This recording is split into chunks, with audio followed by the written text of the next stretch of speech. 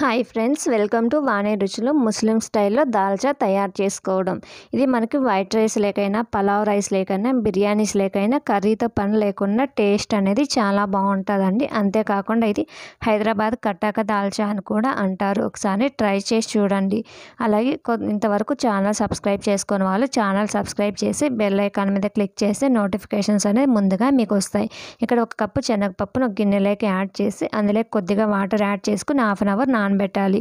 Half an hour తర్వాత కుక్కర్లోకి add చేసుకోండి. ఇలా యాడ్ చేసుకున్న దాంట్లోకి 1/2 లీటర్ వాటర్ యాడ్ చేసుకొని మూత పెట్టుకొని మీడియం ఫ్లేమ్ మీదనే మనకి 5 to 6 విజిల్స్ వచ్చేంత వరకు ఉడికించుకోవాలి. మనకి ప్రెషర్ అంతా పోయిన తర్వాత మూత తీసి చూస్తే కనుక పప్పు అనేది మనకి ఈ విధంగా మెత్తగా ఉడుకుంటుంది.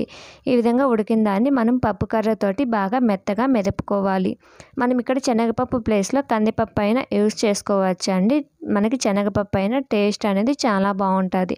ఇలా మెదుపుకున్నది పక్కన పెట్టుకొని స్టవ్ మీద గిన్నె పెట్టి 2 టేబుల్ స్పూన్ల ఆయిల్ని యాడ్ చేయండి.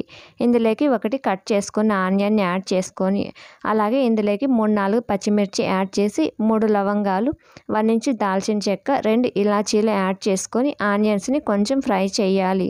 ఇలా ఫ్రై చేసుకున్న దాంట్లోకి కట్ చేసి పెట్టుకున్నటువంటి 3-4 వంకాయ ముక్కల్ని యాడ్ చేసుకొని అలాగే సగం ముక్క కట్ చేసిన సొరకాయ ముక్కలను కూడా యాడ్ చేసుకొని మనకి వంకాయ ముక్కలు, సొరకాయ ముక్కలు బాగా ఫ్రై అయ్యే విధంగా ఫ్రై చేశాక కరివేపాకు కొద్దిగా అలాగే 1 మీడియం సైజు టమాటా, 1 టీ స్పూన్ అల్లం వెల్లుల్లి పేస్ట్ వేసి ఇందులోకి 1 టేబుల్ స్పూన్ సాల్ట్ వేసుకొని అల్లం వెల్లుల్లి పేస్ట్ పచ్చివాసన పోయి టమాటా ముక్కలు బాగా మెత్తబడేంత వరకు మగ్గించుకోవాలి.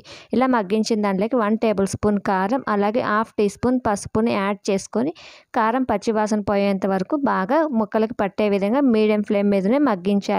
ఇలా మగ్గించిన దాంట్లోకి మనం ముందుగా మెదిపి పెట్టుకున్నటువంటి శనగపప్పును కూడా యాడ్ చేసుకోండి. ఇలా యాడ్ చేసిన దాంట్లోకి కొద్దిగా చింతపండు రసం యాడ్ చేయాలి. చింతపండు రసం యాడ్ చేయడం వల్ల మనకి మసాలాల బ్యాలెన్స్తో పాటు ఫ్లేవర్ కూడా చాలా బాగుంటుంది. ఇదే గరిటెతో కలుపుకొని 1.5 గ్లాస్ వాటర్ వేసి 15 మినిట్స్ మీడియం ఫ్లేమ్ మీద ఉడికించాక చివర్లో కొద్దిగా కొత్తిమీర అలాగే సన్నగా తరిగిన పుదీనా యాడ్ చేసి మనకి దాల్చా అనేది బాగా దగ్గరకు పడ్డాక గరిటెతోటి ఒకసారి బాగా మిక్స్ చేసుకొని మరొక 2 నిమిషాలు ఉడికించుకోండి. ఇలా ఉడికించుకున్న దాన్ని మనకి ఈ స్టేజ్లో ఉన్నప్పుడు స్టవ్ ఆపేసుకొని దాల్చా అనేది మనకి వేడిగా రైస్ లేకైనా అలాగే పలావ్ లేకైనా ఈ విధంగా సర్వ్ చేసుకోండి. ఈ వీడియో కనుక నచ్చితే లైక్ చేయండి, షేర్ చేయండి, సబ్స్క్రైబ్ చేయండి. అలాగే మీకు ఈ రెసిపీ ఎలా వచ్చిందో ట్రై చేసి కామెంట్ బాక్స్లో కామెంట్ చేసి మరిన్ని రెసిపీస్ కోసం ఛానల్ని విజిట్ చేయండి.